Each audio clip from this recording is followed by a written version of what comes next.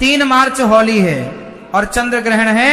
इस दिन गाय को बस एक चीज खिला देना, आपको 7 पुश्तों तक धन की कमी नहीं मिलेगी। 3 मार्च की रात आसमान में जो दृश्य दिखने वाला है वह कोई साधारण खगोलीय घटना नहीं है। यह वह रात है जब ब्रह्मांड की सबसे रहस्यमयी और विनाशकारी ऊर्जा हमारी धरती से टकराने वाली है। ज्योतिष और तंत्र शास्त्र में चंद्र ग्रहण को एक ऐसा समय माना जाता है जब ब्रह्मांड के सारे अदृश्य द्वार खुल जाते हैं। इस दिन किया गया एक छोटा सा उपाय भी 1000 गुना ज्यादा फल देता है और अनजाने में की गई एक छोटी सी गलती आपकी आने वाली पीढ़ियों तक का विनाश कर सकती है। क्या आपने कभी सोचा है कि क्यों कुछ घर हमेशा धन से भरे रहते हैं और कुछ घरों में कितनी भी मेहनत कर लो पैसा टिकता ही नहीं? इसका सीधा संबंध हमारे कर्मों और ब्रह्मांड की इस रहस्यमयी चाल से जुड़ा है। लेकिन इन सब के बीच हमारे प्राचीन ग्रंथों में एक ऐसी गुप्त चीज का वर्णन है जो अगर आपने इस 3 मार्च के चंद्र ग्रहण के दौरान चुपचाप एक गाय को खिला दी तो आपकी आने वाली 7 पीढ़ियां भी गरीबी क्या होती है ये पूरी तरह से भूल जाएंगी। धन की देवी माता लक्ष्मी आपके घर में स्थायी रूप से वास करेंगी और राहु केतु जैसे क्रूर ग्रह भी आपके सामने घुटने टेक देंगे। वो एक गुप्त चीज क्या है और उसे ग्रहण के दौरान किस विशेष समय पर खिलाना है ये मैं आपको आगे बताऊंगा। लेकिन उससे पहले आपके लिए ये समझना बहुत जरूरी है कि ये चंद्र ग्रहण इतना विनाशकारी और साथ ही इतना चमत्कारी दोनों क्यों है।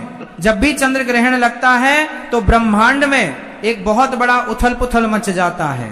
विज्ञान इसे केवल सूर्य पृथ्वी और चंद्रमा की एक सीध में आने की घटना मानता है, लेकिन हमारे ऋषि मुनियों ने हजारों साल पहले ही यह देख लिया था कि जब राहु अपनी काली छाया से चंद्रमा को ग्रसता है तो धरती पर मौजूद हर जीवित प्राणी की मानसिक और आर्थिक स्थिति पर बहुत गहरा असर पड़ता है। चंद्रमा हमारे मन का, हमारी भावनाओं का और हमारे घर में बहने वाले धन का सीधा कारक है। जब चंद्रमा ही पीढ़ा में होता है तो इंसान की सोचने समझने की शक्ति कमजोर पड़ जाती है। लोग गलत फैसले लेते हैं, घरों में बिना बात की लड़ाई झगड़े शुरू हो जाते हैं और सबसे बड़ा असर हमारे घर की तिजोरी पर पड़ता है। अब आप सोच रहे होंगे कि आखिर राहु और चंद्रमा की इस दुश्मनी का हमारे घर के पैसों से क्या लेना देना है। इसके पीछे एक बहुत बड़ी और रहस्यमयी कथा जुड़ी हुई है जो सीधे समुद्र मंथन के समय काल से आती है। जब देवता और असुर मिलकर क्षीर सागर में समुद्र मंथन कर रहे थे तो उसमें से 14 अनमोल रत्न निकले थे। उन रत्नों में से एक साक्षात माता लक्ष्मी थी और एक भगवान धनवंतरी थे जो अपने हाथ में अमृत का कलश लेकर प्रकट हुए थे। जब भगवान विष्णु ने मोहिनी रूप धारण करके देवताओं को अमृत पिलाना शुरू किया तो स्वरभानु नाम का एक मायावी असुर भेष बदलकर देवताओं की पंक्ति में जाकर बैठ गया। उस मायावी असुर ने छल से अमृत की कुछ बूंदें पी ली, लेकिन जैसे ही अमृत उसके गले से नीचे उतरने वाला था वहां बैठे सूर्यदेव और चंद्रदेव ने उसे पहचान लिया और भगवान विष्णु को इशारा कर दिया। भगवान विष्णु ने तुरंत अपने सुदर्शन चक्र से उस असुर का सिर धड़ से अलग कर दिया, लेकिन क्योंकि अमृत उसके गले तक पहुंच चुका था इसलिए उसका सिर और उसका धड़ दोनों हमेशा के लिए अमर हो गए। उसका सिर राहु कहलाया और उसका धड़ केतु कहलाया। उसी दिन से राहु और केतु सूर्य और चंद्रमा को अपना सबसे बड़ा दुश्मन मानते हैं। जब भी समय चक्र घूमता है राहु अपनी उसी पुरानी दुश्मनी का बदला लेने के लिए चंद्रमा को निगलने की कोशिश करता है। इसी घटना को हम चंद्र ग्रहण कहते हैं। जब राहु चंद्रमा को जकड़ता है तो चंद्रमा से निकलने वाली अमृतमयी किरणें धरती तक नहीं पहुंच पाती। इसके बजाय राहु की जहरीली और नकारात्मक ऊर्जा धरती पर गिरने लगती है। यही वो समय होता है जब नकारात्मक शक्तियां सबसे ज्यादा सक्रिय हो जाती हैं। पुराने लोग आज भी कहते हैं कि ग्रहण के समय कुछ विशेष काम बिल्कुल नहीं करने चाहिए। जो लोग इस समय बिना वजह बाहर घूमते हैं या भोजन करते हैं उनके शरीर में अलक्ष्मी यानी दरिद्रता का प्रवेश बहुत आसानी से हो जाता है। दरिद्रता कोई बीमारी नहीं है बल्कि यह एक नकारात्मक ऊर्जा है जो आपके घर के वातावरण को पूरी तरह से दूषित कर देती है। जब यह ऊर्जा घर में प्रवेश करती है तो सबसे पहले आपके घर का कोई न कोई इलेक्ट्रॉनिक सामान खराब होने लगता है, घर की दीवारों में सीलन आने लगती है, परिवार के सदस्यों में बिना बात की कड़वाहट बढ़ने लगती है और पैसा पानी की तरह बीमारियों और व्यर्थ के कामों में बहने लगता है। कई लोग अपनी पूरी जिंदगी ये समझ ही नहीं पाते कि आखिर उनके साथ ये सब क्यों हो रहा है। वे मेहनत करते हैं, रात दिन एक करते हैं, लेकिन फिर भी उनके सिर से कर्ज का बोझ कम होने का नाम ही नहीं लेता। ये सब उसी नकारात्मक ऊर्जा का खेल है जो कभी किसी ग्रहण काल में या किसी अशुभ समय में उनके घर में प्रवेश कर गई थी। तो क्या इस विनाशकारी ऊर्जा से बचने का कोई रास्ता नहीं है? क्या हम राहु के इस मायावी प्रभाव को रोक नहीं सकते? इसका जवाब हमारे शास्त्रों में बहुत स्पष्ट रूप से दिया गया है। जब भी ब्रह्मांड में कोई नकारात्मक शक्ति हावी होती है तो उससे बचने का सबसे बड़ा और अचूक उपाय हमारी गौ माता के पास होता है। सनातन धर्म में गाय को केवल एक पशु नहीं माना गया है, बल्कि उन्हें साक्षात ब्रह्मांड का स्वरूप माना गया है। अथर्व वेद में स्पष्ट लिखा है कि गौ माता के शरीर में 33 कोटि देवी देवताओं का वास होता है। उनके सींगों में ब्रह्मा और विष्णु का वास है, उनके मस्तक पर भगवान शिव विराजमान हैं, उनके नेत्रों में सूर्य और चंद्रमा बसते हैं और उनके खुरों में नाग देवता का वास होता है।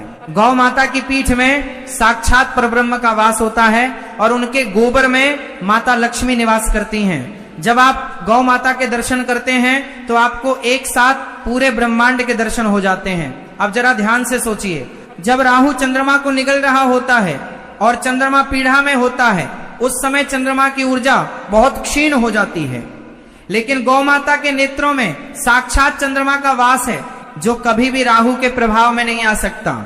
गौ माता की आभा, उनका ऑरा इतना शक्तिशाली होता है कि दुनिया की कोई भी नकारात्मक ऊर्जा उनके आसपास भी नहीं फटक सकती। यही कारण है कि प्राचीन काल में जब भी ग्रहण लगता था तो ऋषि मुनि और राजा महाराजा सबसे पहले गौशाला की तरफ दौड़ पड़ते थे।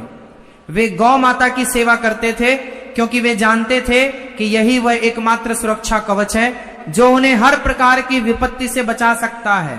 ग्रहण के समय जब राहु का प्रभाव चरम पर होता है, उस समय यदि गौ माता को एक विशेष चीज खिला दी जाए तो ब्रह्मांड की सारी सकारात्मक ऊर्जा आपके पक्ष में काम करने लगती है। गौ माता के भीतर मौजूद 33 कोटि देवता तृप्त हो जाते हैं और आपके ऊपर से हर प्रकार का ग्रह दोष, चाहे वह 7.5 हो, ढैया हो या राहु केतु की महादशा हो, सब कुछ शांत हो जाता है। अब आप जरूर सोच रहे होंगे कि आखिर वह कौन सी गुप्त चीज है जिसे इस 3 मार्च के चंद्र ग्रहण के दिन खिलाना है।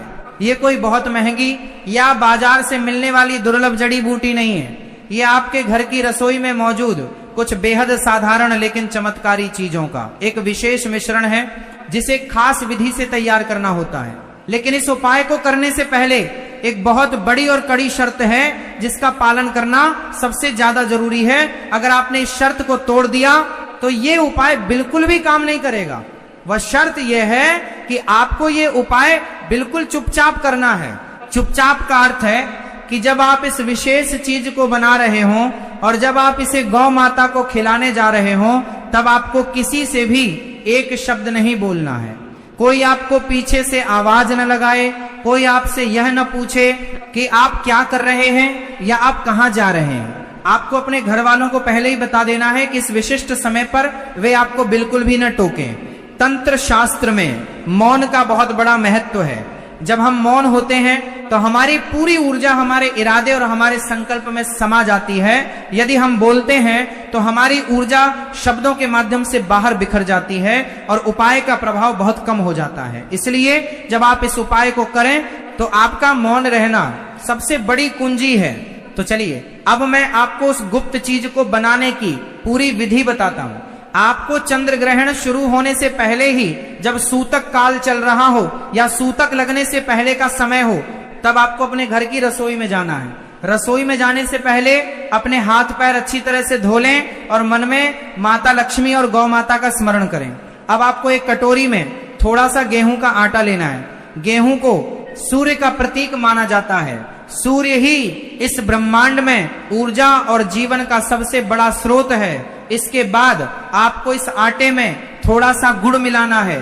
गुड़ मंगल और सूर्य दोनों का प्रतिनिधित्व करता है, जो आपके जीवन में साहस, शक्ति और जमीन जायदाद से जुड़े लाभ लाता है। इसके बाद जो तीसरी और सबसे रहस्यमयी चीज आपको इसमें मिलानी है वह है काले तिल।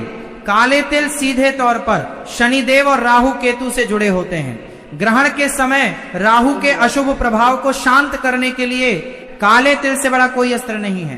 काले तिल आपके पिछले जन्मों के उन सभी बुरे कर्मों को सोख लेते हैं जिनकी वजह से आपके जीवन में आज दरिद्रता और परेशानियां आ रही हैं। आपको उस आटे और गुड़ के मिश्रण में एक मुट्ठी काले तिल डालने हैं। अब इसमें आपको शुद्ध देसी घी मिलाना है। घी माता लक्ष्मी और शुक्र ग्रह का प्रतीक है जो जीवन में ऐश्वर्य, विलासिता और सुख समृद्धि लाता है। अब इन सभी चीजों को थोड़ा सा पानी मिलाकर गूंथ लें और इसका एक बड़ा सा पेड़ा बना लें।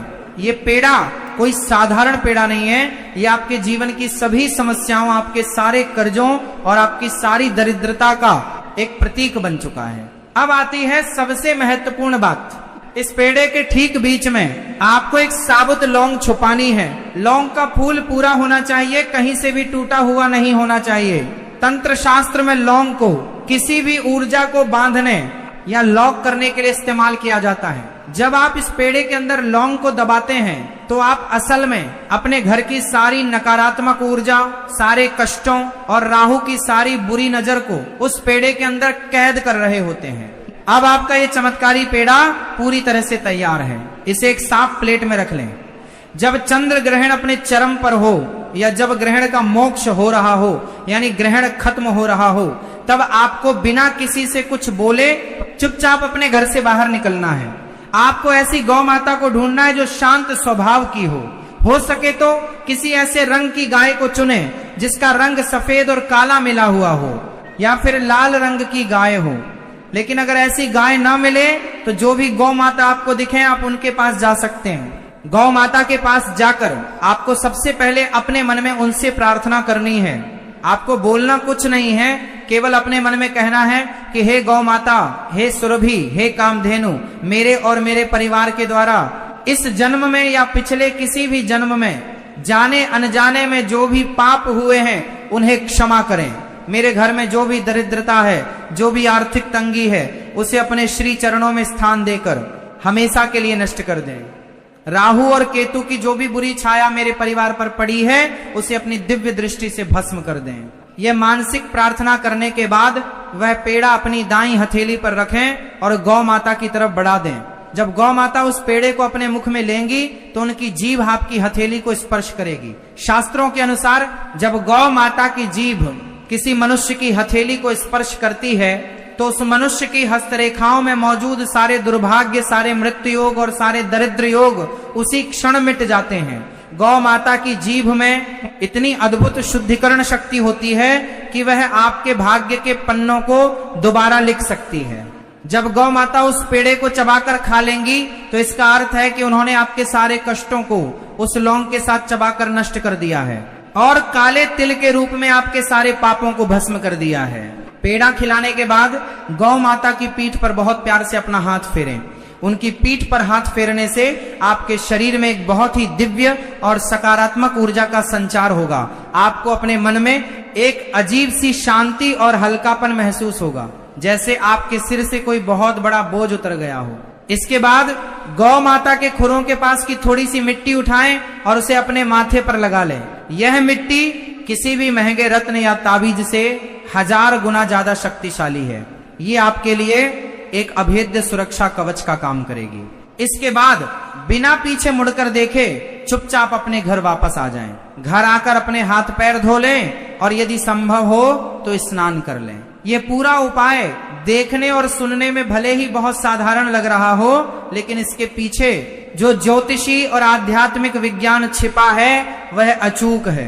जब आप इस उपाय को पूरी श्रद्धा और विश्वास के साथ करते हैं तो ब्रह्मांड की कोई भी शक्ति आपके जीवन में धन के प्रवाह को नहीं रोक सकती।